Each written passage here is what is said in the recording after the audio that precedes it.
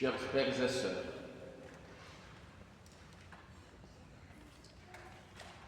c'est la journée mondiale des pauvres et du secours catholique. En ce jour aussi, nous avons la messe de famille. C'est pour cela que nous avons les enfants du caté avec nous dans cette église en ce moment.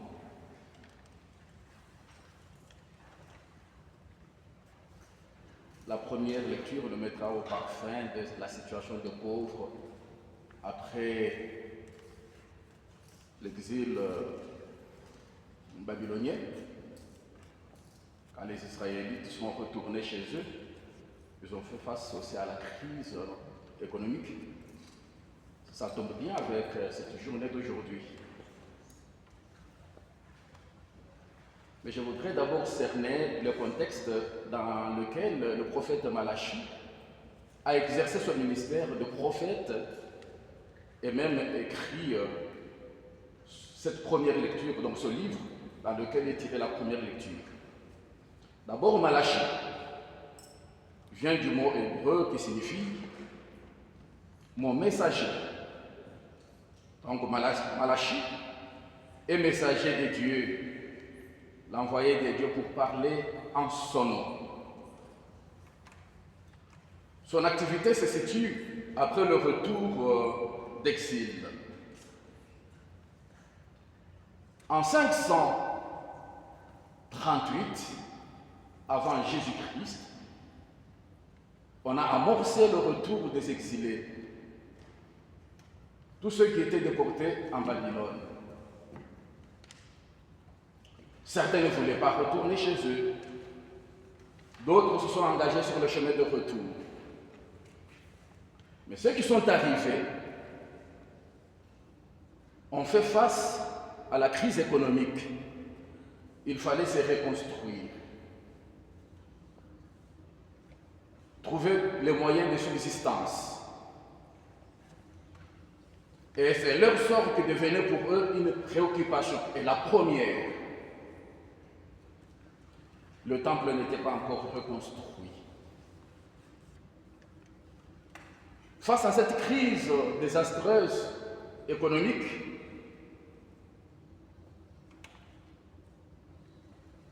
le prophète âgé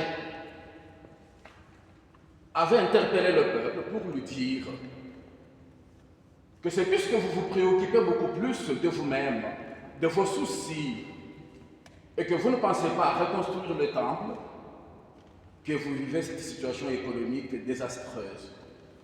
Et qu'il fallait reconstruire le temple, et qu'après, la famine devait se terminer. Dieu devait mettre fin à la famine. Ce qui n'arrivera pas quand on aura reconstruit le temple. Donc le prophète âgé avait promis le bonheur dès que le temple sera reconstruit. Le bonheur pour ceux qui sont revenus sur leur terre. Et de l'autre côté, il y avait aussi le prophète Zacharie. Ils sont tous d'une même période. Zacharie, lui, avait fait croire au peuple que le salut est en marche. Quelles que soient les situations difficiles que ce peuple connaissait, en fait, le salut est en marche. Et à ce moment-là, c'est Zorobabel qui régnait sur ce peuple. Et comme il était descendant de David, et qu'il était aussi de la famille du grand prêtre Josué, on a pensé que c'est lui qui pouvait alors pérenniser la dynastie davidique. Ce qui ne s'accomplira pas comme on le pensait.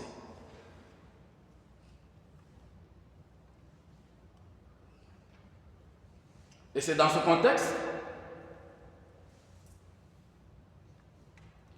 que le peuple vit dans un certain scepticisme, car les espérances soulevées par ces deux prophètes, donc Agé et Zacharie, ne sont pas réalisées. Donc jusqu'à ce jour-là, le bonheur promis par Dieu tarde à venir.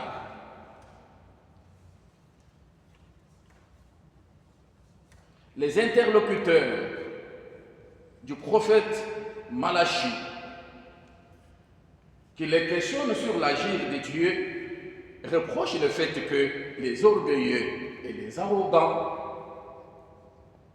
sont heureux, ils prospèrent, mais eux qui ont cru dans le Seigneur, ils trouvent que leur situation économique et même leur manière de vivre, tout cela est décevant. Ils sont désespérés, désemparés. Nous pouvons trouver cela dans le même livre du prophète Malachie, au chapitre 3, verset 14 et verset 15.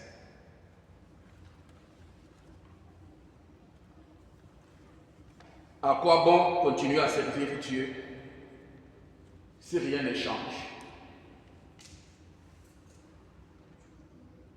Alors que certains sont inquiets, désemparés et prêts à tout lâcher, d'autres, en revanche, ne parlent pas contre Dieu, mais continuent à craindre le Seigneur, à respecter son nom.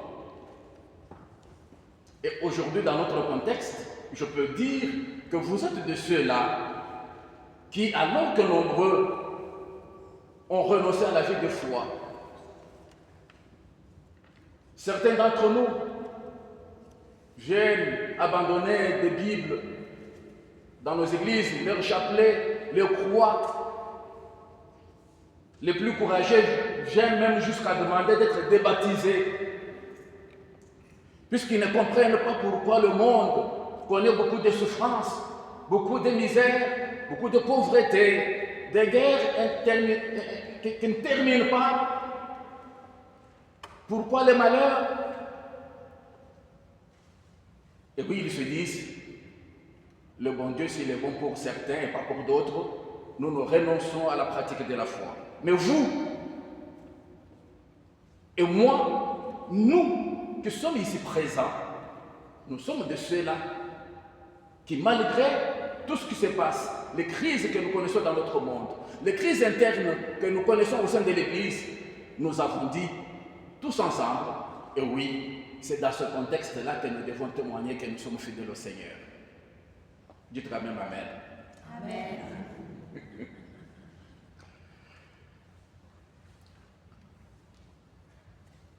Les oracles que nous trouvons dans le livre du prophète Malachie sont une réponse aussi par rapport à tous ces questionnements des Israélites qui sont revenus de l'exil mais qui font face à la souffrance. Le Seigneur répond aux reproches annonçant la venue de son jour. Malachie assure qu'un livre de mémoire a été écrit, livre dans lequel on consigne les bonnes actions de ceux qui craignent le Seigneur. Dieu se montrera indulgent à l'égard de tous ceux qui lui sont fidèles et qui craignent son nom. Et la crainte du Seigneur n'est pas à comprendre dans le monde, dans le sens tout à fait de quelqu'un qui a peur en face d'un puissant qui écrase. Non, la crainte du Seigneur veut tout simplement dire avoir l'attitude de rester fidèle au Seigneur et l'attitude de l'adoration. Le reconnaître comme notre Seigneur et notre Dieu, à qui nous devons notre adoration, à qui nous devons notre fidélité, fidélité à sa loi, à ses commandements, fidélité à sa parole. Mais en revanche, pour les orgueilleux, les arrogants, ceux-là qui ne veulent plus respecter le nom de Dieu, ils sont considérés comme de la paille que l'on jettera au feu et qui sera la paille qui sera détruite. Vous voyez qu'il y a ceux qui restent fidèles, qui gagneront la faveur du Seigneur, et ceux qui sont infidèles, dont le sort sera la destruction de leur être. C'est ce que le texte de Malachie dit. Tout en sachant que Dieu est amour. Le bonheur tant voulu sera la faveur que recevra ceux qui craignent le Seigneur et gardent ses observances, ses lois. Pour eux, le Seigneur fera lever le soleil des justices. Il enverra son messager, que le prophète Malachie, identifie avec le prophète Élie avant le jour du Seigneur. Chers frères et sœurs, les promesses des anciens prophètes sont projetées dans l'avenir et s'accompliront le jour même du Seigneur. Et dans l'évangile de ce jour, partant de l'admiration que certains faisaient de la beauté du temple, ses pierres, ses ex-voto, Jésus, dans un langage symbolique, annonce au-delà de la destruction du temple, sa propre mort. Le temple dont parle Jésus n'est pas que le temple des pierres, œuvre faite de mains des hommes. Il est plutôt son propre corps, détruit mais reconstruit en 3 jours. Nous pouvons lire cela dans l'évangile selon Saint Jean, au 2e chapitre, 19e verset. C'est Jésus lui-même qui dit « Détruisez ce sanctuaire et en 3 jours, je le relèverai. » Quand il dit « Je le relèverai en 3 jours », Jésus parle de sa résurrection d'entre les morts. Comme dans le livre de Malachie, malgré les cataclysmes, des fléaux, des guerres, des catastrophes naturelles, des persécutions que connaîtront les disciples du Seigneur, Luc, dans l'évangile de ce jour, nous délivre cependant un message d'espérance. Ces événements dramatiques sont un test pour notre foi. C'est dans ce monde, tel qu'il est aujourd'hui, que nous sommes appelés à témoigner et à faire advenir le règne de Dieu. Ce qui est décrit dans cet évangile, nous le connaissons aujourd'hui. Ce qui est décrit aussi dans le livre du prophète Malachie, nous le connaissons aujourd'hui. Chers frères et sœurs, il suffit tout simplement de zapper sur certaines chaînes pour voir la situation des pauvres à travers le monde. Nous qui vivons dans la société de consommation, nous ne nous rendons pas compte de combien sont pauvres, je dirais même misérables, à travers la planète. Nous avons vu avec vous les images dramatiques lors de ce conflit qui n'est pas encore terminé entre Israël et Palestine.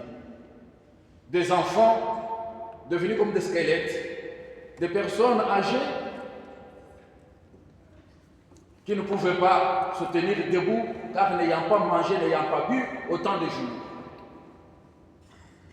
Ils sont nombreux de réfugiés à travers la planète. Ils sont nombreux de gens qui vivent dans le désespoir total. Quand nous avons un peu de l'apéro à prendre, quand nous avons donc les plats chauds qui peuvent nous faire plaisir, quand nous avons encore le dessert et un verre de vin, il y en a qui n'ont absolument rien. Ce jour, qui est la journée mondiale des pauvres et du secours catholique, nous interpelle par rapport à la souffrance de nos frères et sœurs et nous invite à la solidarité pour pouvoir penser à toutes ces personnes et ouvrir notre main, chercher comment les soulager tant soit peu, en faisant un don au secours catholique. Voilà pourquoi je vous dis, vous les enfants du caté, vous qui êtes là, je sais que vous n'avez rien, mais rappelez aux parents que nous pouvons nous priver du chocolat, nous pouvons nous priver d'un verre de jus, mais contribuer pour les pauvres, les autres enfants du monde, certaines personnes âgées du monde qui sont dans la souffrance, en faisant un don au secours catholique. En faisant un don, on peut le faire aussi à d'autres structures, bien sûr.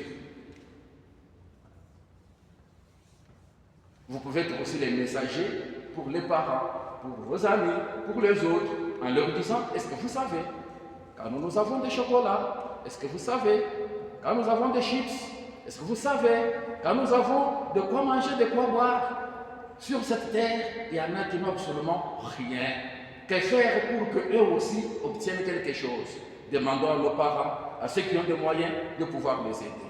Et vous aurez fait aussi la charité évangélique.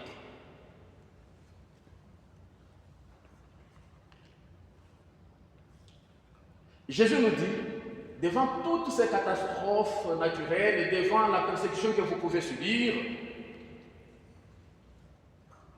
ne reculez pas, ne désertez pas, ne renoncez pas à la pratique de la foi. C'est pour vous l'occasion de témoigner. Tout cela ne marque pas la fin, car ce jour du Seigneur, personne ne le connaît. Mais dans l'attente de ce jour de la fin, Saint Paul nous invite à travailler à notre salut, mais aussi à nous occuper de nos tâches d'État, ne pas vivre dans l'oisiveté, dans la paresse. C'est ainsi qu'il interpelle les Thessaloniciens en disant, certains d'entre vous, nous apprenons qu'ils sont là, dans l'oisiveté, affairés sans rien faire. À ceux-là, nous demandons qu'ils se mettent au travail pour manger du pain qu'ils auront gagné. Mais pourquoi les gens étaient dans l'oisiveté, dans la paresse? Car certains pensaient que le jour du Seigneur étant imminent, il pouvait arriver demain ou après-demain, et ils ont baissé les bras. Oui, ce jour-là viendra, nous ne connaissons pas, mais nous ne pouvons pas rester dans la paresse, mettons-nous au travail pour que nous puissions manger à la sueur de notre front. Chers parents, en ce jour de la messe de famille, je vous rappelle qu'en 2011, il y a eu à Notre-Dame de Paris une conférence du temps de Carême. Cette conférence avait pour titre « L'Église comme Église domestique ».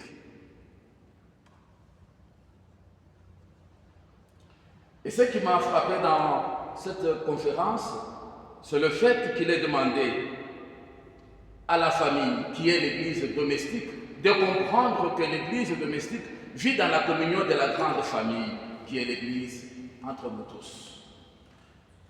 Une manière tout simplement de vous dire que vous ne devez pas être replié sur vous-même. Engagez-vous aussi chaque fois à fréquenter la prière communautaire comme aujourd'hui. Ces enfants du caté ne peuvent pas de même quitter les maisons et venir à l'église si vous les parents vous ne les amenez pas, en leur montrant le chemin qui conduit au bonheur de la vie éternelle. Aidez-les aussi avec vous à participer régulièrement au culte, à la prière. Prions pour que le Seigneur de notre Père fasse effectivement de toutes nos familles de vraies églises domestiques où la parole est proclamée, où les valeurs chrétiennes sont vécues et respectées. Prions aussi pour que nous qui écoutons la parole de Dieu, nous soyons attentifs aux cris des pauvres et des malheureux, que nous sachions partager avec eux. Que le Seigneur de notre Père nous donne la grâce de pouvoir y arriver, car sans cette grâce, nous ne pouvons absolument rien. Le Seigneur soit avec vous.